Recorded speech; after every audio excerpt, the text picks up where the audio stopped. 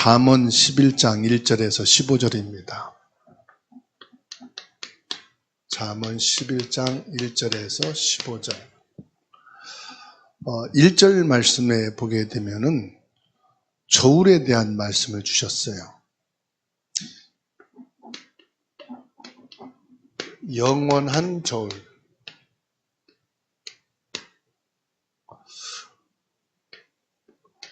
의의 길이라 하는 말씀. 영원한 저울은 뭘 말할까요? 예수 그리스도를 가르칩니다. 참 지혜자는 하나님을 경외하는 사람입니다. 사람들이 살아가는 삶의 방식이 여러 가지 있겠죠. 의인의 삶을 사는 믿음의 사람이 있고요. 악인의 길을 가는 죄인의 삶이 있습니다. 분명히 이 세상은 두 길이 있어요. 의인의 길이 있고요.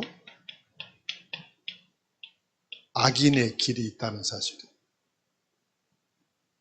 의인의 길은 예수 그리스도를 믿는 자가 의의 길이고요. 악인의 길은 죄 가운데 그냥 사는 사람들이에요. 죄는 뭐 나쁜 짓을 했다, 그걸 말하는 게 아니에요. 하나님을 모르는 게 죄고요. 하나님을 안 믿는 게 죄고요. 하나님을 부인하는 게 죄입니다. 이 죄는 창세기 3장 1절에서 20절. 하나님을 떠나 있는 자체. 그게 악인의 길이고요. 그게 죄인의 길입니다. 근데 여기에는 반드시 뭐가 있느냐? 하나님의 공의의 심판이 있어요. 하나님의 공의의 심판은 1절에 말씀하고 있어요. 속이는 저울은 여호와께서 미워하시나 공평한 주는 그가 기뻐하시느니라. 우리 모든 사람들의 삶은 궁극적으로 하나님의 영원한 저울, 심판 앞에 서게 됩니다. 이 저울이라 이 말은요, 하나님의 심판을 말하는 거예요. 공의의 심판. 사무엘상 2장 3절에 말씀하고 있어요. 하반절에 보면 여호와는 지식의 하나님이시라 행동을 달아보시느니라. 우리의 행동을 달아보신대요. 우리의 행동이 어떤 행동이냐? 불의의 행동이냐? 의의 행동이냐? 즉 믿음의 행동을 살아가느냐? 불의, 하나님을 안 믿는 삶을 살아갔느냐? 그걸 달아보신대요. 신앙생활을 말하는 거죠. 에스겔 5장 27절에 데겔은 왕을 저울에 달아보니 부족함이 보였도다.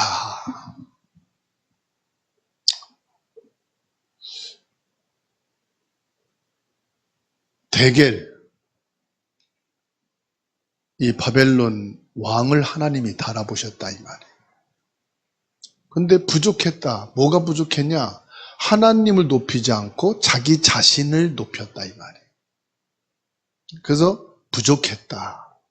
그 모든 것을 가지고 하나님을 높여야 되는데 하나님을 높이지 않고 오히려 자기 자신을 높인 것을 하나님이 지금 책망하시는 거예요. 요한계시록 6장 5절에서 말씀하고 있어요.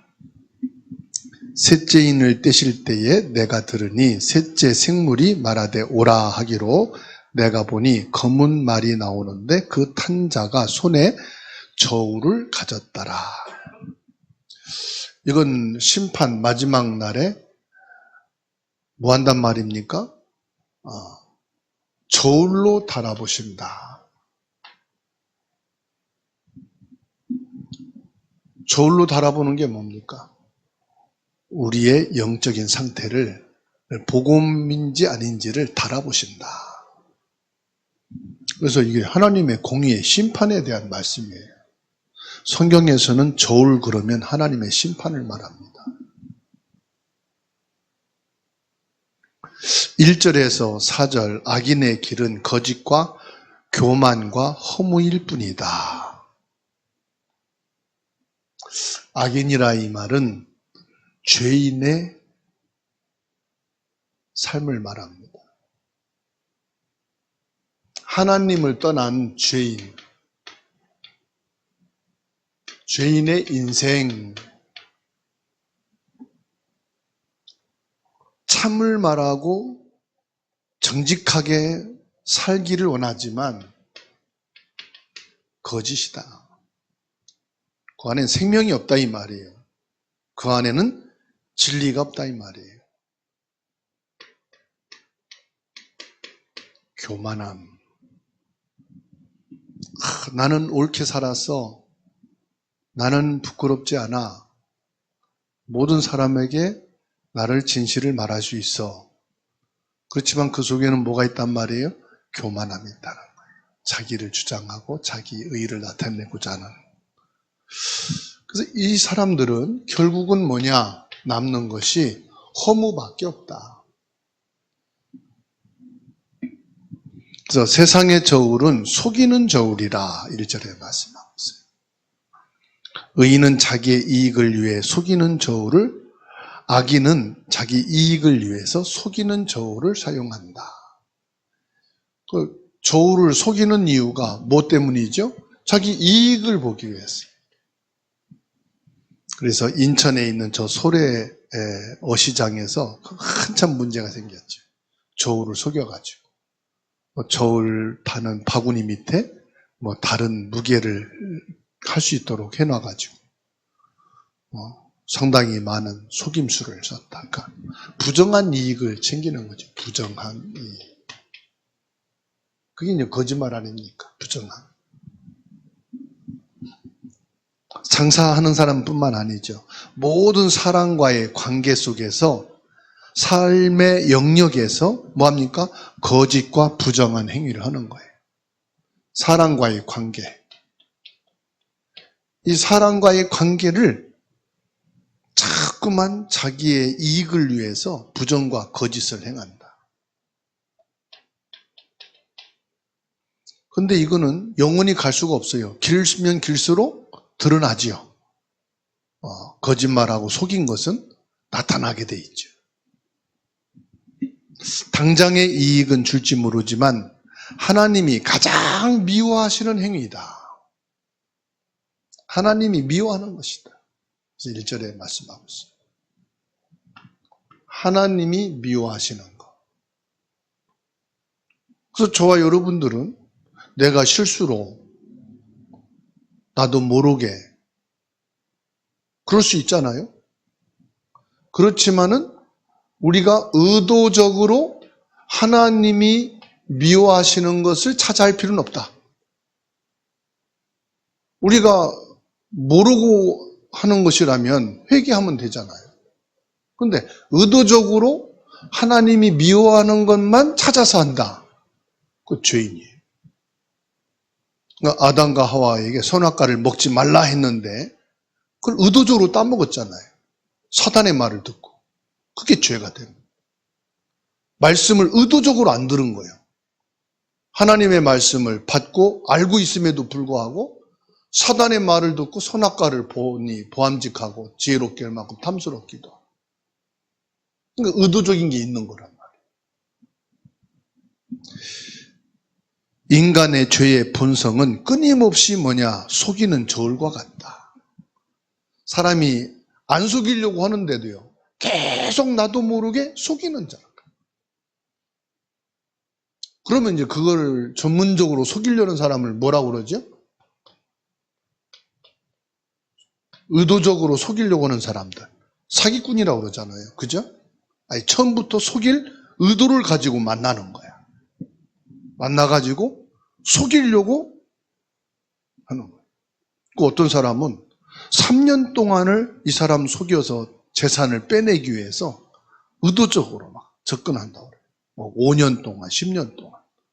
그래서 이단 사이비에서는요, 교회 등록을 하고, 막 여전도에, 남전도에 들어가서 막 헌신하고, 교회에서도 막 헌신해서 5년, 7년, 8년 인정받고, 그러게 이제 권사님 되고, 장로님 되고, 그렇게 인정받고 나서 나중에 완전히 교회를 뒤엎어가지고 신천지로 또 자기들이 의도하는 교단으로 빼내가는, 그걸 뭐 산 옮기기니 뭐니 해가지고. 근데 아무리 사람이 악해도 7년, 8년, 10년을 그러면서 그렇게 한다는 것은 정상적인 사람이라면 양심도 있을 것이고, 또 진리를 들으면은 진짜 영적인 것이 좀 있는 사람이라면 깨달음도 있을 것인데, 그야말로 눈도 닫고 귀도 닫고 완전히 나가는. 그러니까 이 죄의 본성을 우리가 보게 되는 것입니다. 그래서 2절, 4절, 7절이에요. 교만의 길과 재물을 추구하는 자들의 헛됨을 말씀하고 있어요. 2절에 교만이 오면 욕도 오거니와 4절에 재물은 진노하시는 날에 무익하다. 7절에 악인은 죽을 때 그 소망이 끊어진다. 보세요. 다 없어지는 거예요. 뭐와 같습니까? 고린도 교회에 말씀했죠. 마지막 이 불심판이 왔을 때 이 모든 것들은 타서 재가 되어버린다. 재물도 죽고 나면은 그 사람하고는 아무 상관이 없어. 그렇죠? 명예도, 그 사람이 추구했던 인생의 성공과 명예도 다 없어지는. 악인의 삶은 교만으로 시작한다고 2절에서 말씀하고 있죠. 진노의 날에 아무 소용없는 재물을 쌓는 것에 불과하다고, 그리고 재물을 쌓는 일에 몰두하는 것 4절에서 말씀합니다. 그러니까 7절에 뭐가 옵니까? 결국은 허무함만 오는 거예요. 허무함만. 소망이 없어지니까요. 재물을 의지하며 살았던 악인은 죽을 때 모든 소망이 뭐한다? 끊어진다.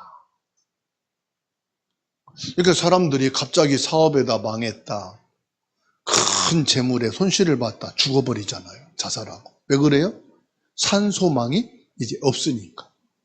살아야 될 인생의 소망이 끊어지니까 재물과 함께 자기 인생도 끝내는 그런 어리석은 자들이 많아요. 어떤 사람은 명예 때문에 목숨을 끊는 사람이 있어. 그러면 저 사람이 뭔지를 알겠죠. 아, 저 사람은 명예에 자기 인생을 걸었구나. 그 부질없는 소망이에요. 여러분은 어디에 소망을 걸어야 됩니까? 예수 그리스도께 소망을 걸어야 될 줄로 믿습니다. 우리는 재물을 얻는데 소망을 갖는 것이 아니라 예수 그리스도 안에 있는 것이 우리의 소망을 가져야 되는 줄로 믿습니다. 사람이 자기의 힘과 노력, 재물을 의지하는 자기 의는 하나님 앞에서 교만이 됨을 오늘 정확하게 말씀하고 있어요. 하나님 앞에 교만이 뭐라고요? 내 힘과 내 노력으로 나는 산다. 하나님보다 나는 내 돈을 더 믿는다. 이게 하나님 앞에 교만이라는 거예요. 세상의 모든 재물은 하나님의 진노의 날에 최후 심판 앞에서 아무런 가치도 없다. 그렇죠? 아무런 가치도 없습니다. 그걸 우리가 어디서 봅니까? 누가복음 16장 19절로 31절 부자를 보세요. 이 땅에서 호화호식하고 늘 잔치하고 동무들을 불러다가 술잔치를 벌리고 쾌락을 주고 했는데 마지막 날 죽고 나니까 그 재물이 자기와 상관이 있어요? 오히려 그것 때문에 하나님을 모르고 예수 그리스도를 알지 못했던 것이 심판이 있게 된. 오히려 불행한 재물이 됐잖아요. 그래서 계시록 20장 12절에 또 내가 본 죽은 자들이 큰 자나 작은 자나 그 보좌 앞에 서 있는데 책들이 펴 있고 또 다른 책이 펴졌으니 곧 생명책이라 죽은 자들이 자기 행위를 따라 책들에 기록된 대로 심판을 받는다. 큰 자나 작은 자나, 그러니까 나이 많은 사람이나 나이 적은 사람이나 엄청난 성공의 자리에 있는 사람이나 거지로 사는 사람이나 다 어디 앞에 선다? 하나님의 심판 앞에 서게 된다 말씀하고 있습니다. 2절, 6절, 8절입니다. 지혜자의 길, 정직한 자, 겸손한 자, 그리고 생명을 얻는 자. 지혜자의 길은 예수 그리스도를 믿고 그 예수 그리스도의 능력으로 구원받은 자를 말합니다. 지혜자의 길은 뭐라고 말씀했습니까? 정직, 겸손, 그리고 영원한 생명.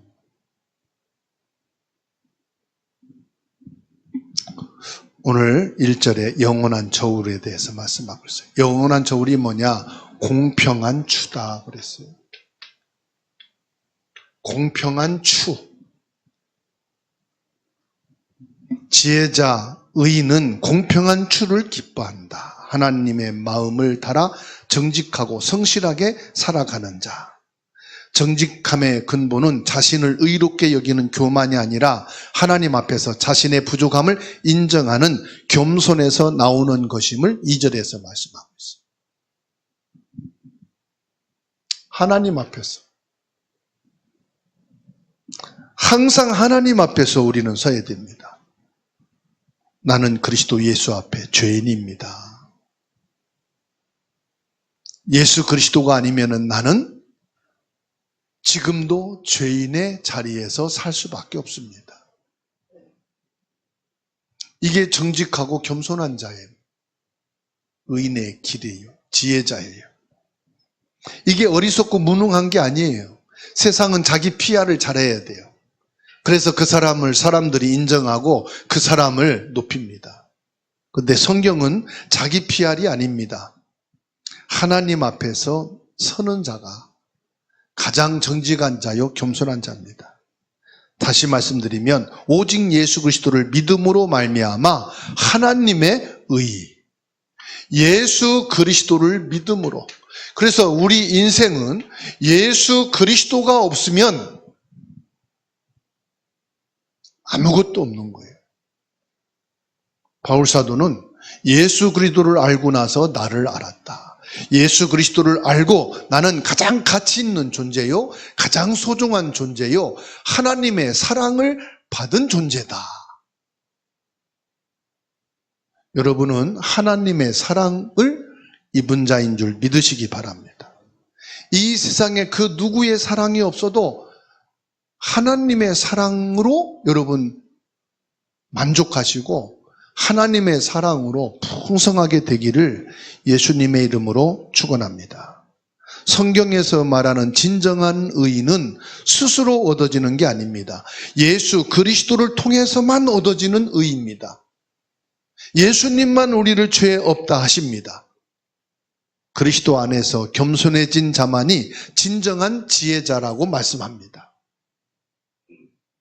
그래서요, 예수님 당시에 예수님을 따르면서 오병이어 칠병이어 병든 자 고치고 죽은 자 살리고 이런 많은 이적과 표적을 행하는 것을 보고도 믿지 못한 자보다 지금 예수 그리스도 성령께서 주시는 말씀을 믿고 예수 그리스도를 믿는 저와 여러분들이 더 큰 자요, 더 축복받은 사람이에요. 그러니까 벌써 예수님이 오병이어 칠병이어를 행하신 그 이유를 오늘 말씀에서 밝히잖아요. 오병이어 칠병이어를 못 봤는데 그거를 우리가 성경으로 믿어야 되나? 그거 안 믿어도 돼요. 예수님이 생명의 떡이여 영원한 생명으로 오셨다는 것을 믿으면 오병이어 안 받아 먹어도 저와 여러분은 진리 속에 있는 거예요. 영원한 생명을 가진 자예요. 그러니까 어마어마한 축복의 시대에 저와 여러분이 성령의 시대에 살고 있다 이 말. 로마서 3장 21절에 이제는 율법 외에 하나님의 한 의가 나타났으니 율법과 선지자들에게 증거를 받은 것이라. 곧 예수 그리스도를 믿음으로 말미암아 모든 믿는 자에게 미치는 하나님의 의인이 차별이 없느니라. 공평의 주다. 공평한 주는 뭐냐? 모든 믿는 자는 의의 자리에 서게 된다 이 말이에요. 유대인이나 헬라인이나 이방인 상관없어요. 병든 자나 아이들이나 어린이나 상관없어요. 아, 내가 직업이 기생인데, 내 직업이 과부인데, 내가 지금까지 남을 사기치며 살아온 사기꾼인데, 공평의 주라. 하나님은 모든 사람에게 예수 그리스도면은 다 용서, 죄사함, 사단에서 해방되는 구원. 공평의 주란 말이에요. 그러니까 이 잠언 11장 1절 말씀이 중요하지요. 공평의 주는 뭐죠? 모든 사람에게 예수는 그리스도다 적용된다. 예수 그리스도 제외되는 사람은 아무도 없다. 1절 공평의 주. 이 어마어마한 말씀이에요. 의인은 구원과 생명을 얻게 된다고 3절, 5절, 6절, 8절에서 말씀하세요. 정직한 자의 성실은 그를 바른 길로 인도하신다. 그의 의로움은 환난에서 그를 건지신다. 6절, 8절에서 말씀하고 있죠. 악인이 죄에 붙잡히는 것과 달리 의인은 구원을 얻고 생명의 길을 걷게 된다. 예수 그리스도께서 나의 의의가 되어주셨다 이 말씀입니다. 결론은. 그래서 저와 여러분들이 예수 그리스도를 떠나면 안 되고 예수 그리스도를 놓치면 안 되고 늘 예수 그리스도가 주인 되고 풍성해야 되는 뭐냐? 예수 그리스도만 조금만 비껴나가면 나는 죄인의 자리에 있는 거예요. 그리고 사단에게 늘 영향을 받고 당하는 거예요. 그래서 늘 그리스도가 내게서 멀어지면 우울해요. 내 인생이 허무함만 와요. 내 인생이 왜 이렇게 살고 왜 이런가? 늘 자기 인생에 대해서 낙심해요. 그거는 한마디로 말해서 나와 그리스도와의 관계가 지금 멀어졌다는 거예요. 주님과의 관계가 소원해졌다는 거예요. 그러니까 인생이 외로움을 타는 거예요. 혹시 여러분 요즘 외로움이 옵니까? 우울증이 옵니까? 내 인생이 요즘 막 쓸쓸함이 옵니까? 가을 이제 지나서 겨울 되니까 마음이 춥습니까? 늘 그리스도로 가슴이 뜨거워야 돼. 그리스도로 여러분 마음이 따뜻해야 돼. 그리스도의 사랑으로 넘쳐나기를 축원합니다. 진짜 그리스도를 만난 사람은 우울증이라는 게 없어요. 진짜 그리스도가 내 안에 있는 사람은 지금 뭐 허무하다 그게 없어요. 춥다 어디를 좀 갈까 누구 만날까 이상한 소리 하지 마세요. 거기 바람 들어가요. 그리스도의 관계만 돼 있으면 아무 문제 없어요.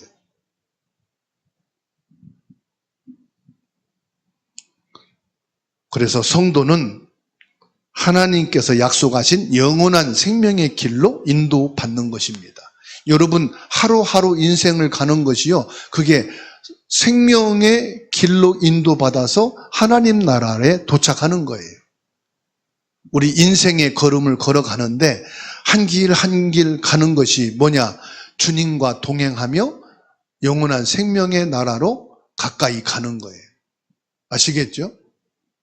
그 길이 여러분 외로운 길이 아니요, 슬픈 그 허무한 길이 아니요. 여러분이 목적하는 길 다가오면 어떻게 되죠? 이제 다가온다. 이제 다 왔다. 이제 기분 좋죠. 목적지를 향해 갔을 때, 그렇죠? 애들도 이제 다 왔다 그러죠. 그 죽음이 슬픔이 아니요, 끝나는 게 아니요, 생명의 영원한 나라에 다가오기 때문에 기쁘고 환호하는 거예요. 잔치지요. 구원은 환난 중에도 소망을 잃지 않게 합니다. 고린도전서 1장 30절입니다. 너희는 하나님으로부터 나서 그리스도 예수 안에 있고 예수는 하나님으로부터 나와서 우리에게 지혜와 의로움과 거룩함과 구원함이 되셨다고 말씀하고 있어요. 그렇습니다, 여러분. 우리는 하나님의 형상으로 지음받아서 예수 그리스도 안에 있는 줄로 믿습니다. 예수 그리스도로부터 저와 여러분들이 지혜와 의로움과 거룩한 구원에 이르게 된 줄로 믿으시기 바랍니다.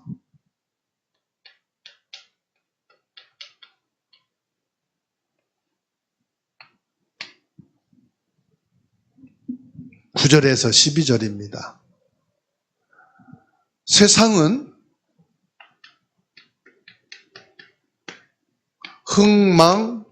흥망성쇠입니다.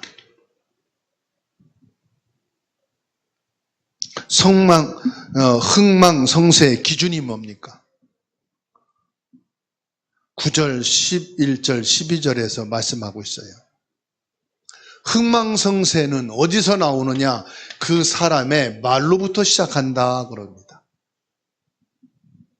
의인은 입으로 그의 이웃을 망하게 하여도 악한 입 때문에 사람이 무너진다. 악인은 입으로 그 이웃을 망하게 한다. 11절에 악한 자의 입으로 말미암아 무너지느니라. 악한 입 때문에 성읍이 무너진다. 12절에 지혜 없는 자는 그의 이웃을 멸시하나 지혜 없는 자는 이웃을 멸시하고 경솔하게 말합니다. 말의 경솔함은 악인의 특징이자 공동체를 파괴하는 씨앗이라고 말씀하고 있어요.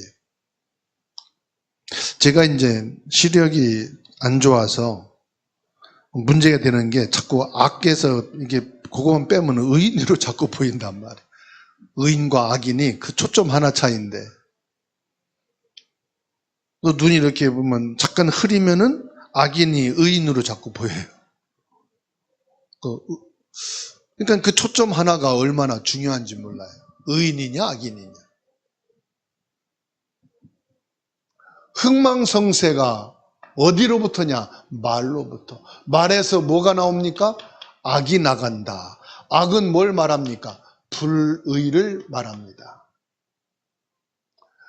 불신을 말합니다. 그래서 자꾸만 뭐합니까? 사람 이웃이란 말은 사람들이죠. 내 가장 가까운 사람들에 대해서 허물을 자꾸 들춰낸다. 허물을 들춰낸다. 약점을 말하는 게 허물을 들춰내거든요. 여러분 절대로 사단에게 속지 마셔야 돼요. 사단은 뭘 하기를 원하느냐? 여러분 남편, 가장 가까운 아내, 부모, 자식의 허물을 드러내게 하는 거예요. 그럼 허물을 드러낼 때 내게 성령이 역사합니까? 악이 역사합니까? 흑암이 역사하거든요. 그래서 아무리 가까운 사람일지라도 내게 전화해서 자꾸 허물을 얘기하려고 그래요. 허물을 좀 그거 알아? 좀 내게 연락해줘. 내게 말을 해줘. 허물을 자꾸 내 입으로 막 해요. 그러면 내 입이 그때는 뭐죠? 악인에게 이용당하는 것이 되는 거예요.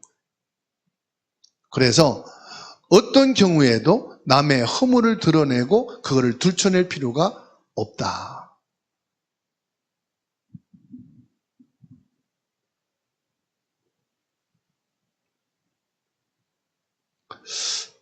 의인의 축복과 성읍의 지능입니다. 10절, 11절이에요. 의인은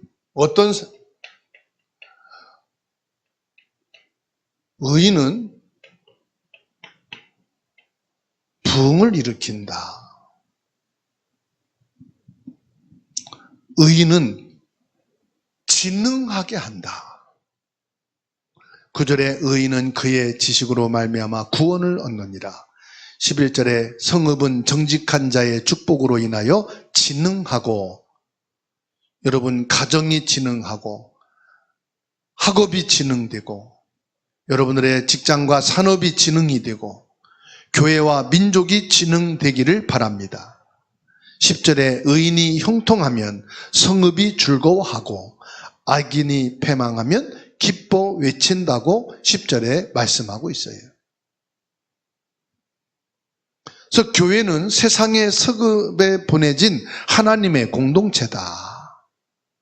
우리가 그리스도의 의로 정직과 겸손으로 말하는 복음의 증인이다. 그래서 우리의 말은 뭐지요? 복음, 예수 그리스도. 복음을 고백하는 것. 예수 그리스도를 고백하는 것. 예수 그리스도를 높이는 것. 저와 여러분에게 지금 눈에 보이는 이익이 없어도, 내게 어떤 눈에 보이는 결과가 아니와도 예수 그리스도면 된다고 하는 고백과 신앙이 있게 되기를 바랍니다. 내게 지금 응답이 없고 눈에 보이는 결과가 없는 것은 내 시야로 보는 거잖아요. 내 기준으로 보는 거잖아요. 지금 내가 계산할 때 내가 보니 결론적으로 나는 된 게 없네 라고 말을 합니다. 그러니까 어느 분이 그래요. 병원에 중환자실에 갔더니 저렇게 아픈 사람도 많고 병든 사람도 많고 다양한 어려움 속에 있는 사람들이 참 많구나. 제가 얼마 전에 아산병원에 갔어요. 지하에 식당이 있고 상가가 있는데 사람들이 몇 터져요. 식당에도 20명, 30명 대기 줄을 서 있어요. 그런데 한결같이 건강한 사람들이 없어요. 다 환자들, 환자, 보호자들이에요. 그러면 아산병원 그러면은 전국에서 다 온 사람들이에요. 별의별 변명 가지고 다 온 사람들이에요. 그 사람들은 이 병원에 오기까지 지역에 얼마나 많은 병원을 다녀도 결과가 안 나오고 치료가 안 돼서 왔을까? 여기 와서 다행이다 그러지만 진짜 감사한 건 뭐예요? 그 병원까지 안 간 게 감사한 거지. 그렇잖아요. 그 병원까지 안 가고 지금 하는 일 하고 있는 게 감사 아닙니까? 우리가 아산병원 가게 돼서 감사하다. 그건 아픈 사람이 하는 얘기거든. 그렇습니다, 여러분. 저와 여러분들이 지금 결론적으로 내 눈앞에 와 있는 것이 아무것도 없는 것처럼 보이지만 평상시처럼 먹고 일하고 잠을 자고 여러분들이 살아가고 있다는 것이 응답이요. 이게 하나님의 축복 속에 있는 자체인 것을 믿게 되기를 바랍니다. 우리의 삶은 하나님의 공의와 사랑을 어둠 속에서 빛으로, 절망에서 구원으로 인도하는 전도자입니다. 전도자. 결론입니다. 그리스도 안에만이 참된 지혜가 있습니다. 지금 잠언서는 지혜서라고 그러잖아요. 그 지혜는 어디에 있느냐? 예수 그리스도 안에 있는 것이 참된 지혜다. 속이는 저울과 교만의 길은 사망과 허무지만 공평한 추와 겸손의 길은 구원과 생명의 길이다. 그래서 우리는 모든 죄에서 태어나 본질적으로 악인의 길을 갈 수밖에 없는 존재였다. 의인은 없으니 하나도 없다. 모든 사람이 죄인이 태어나서 죄인의 인생을 가는 것이 당연하다. 그런데 하나님께서 참 지혜이신 예수 그리스도를 보내셔서 십자가에서 불의와 죄를 대신해 주셨어. 사단의 세력을 꺾으셨어요. 우리에게 생명의 길, 구원의 길을 열어주셨어요. 그 예수 그리스도로 저와 여러분들이 완전한 의인이 되었단 말이에요. 그래서 의의 길을 갈 수 있도록 우리에게 구원을 열어주셨다. 지위고하를 막론하고 영원한 공평에 추가되어 주셨다. 예수 그리스도를 믿기만 하면은 누구든지 그 이름을 믿기만 하면 구원을 받을 수 있도록 영접하는 자 곧 그 이름을 믿는 자들에게는 하나님의 자녀가 되는 권세를 주셨다. 예수 그리스도 안에서 하나님께서 기뻐하시는 영원한 생명의 삶을 살아갈 수 있도록 저와 여러분에게 전도의 문을 열어주신 거예요. 생명의 문을 열어주신 거예요. 그분이 누굽니까? 그분이 예수 그리스도예요.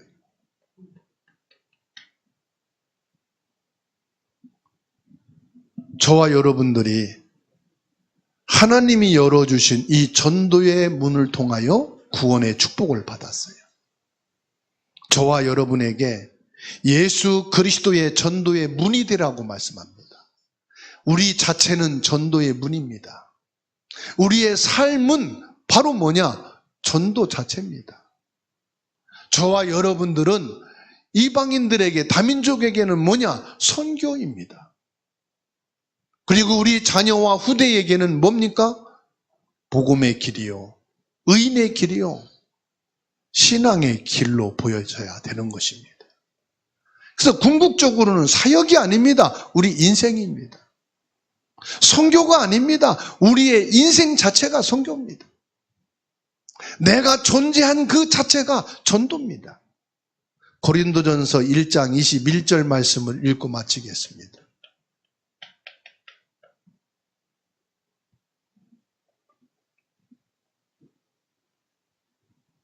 고린도전서 1장 21절입니다. 함께 읽습니다.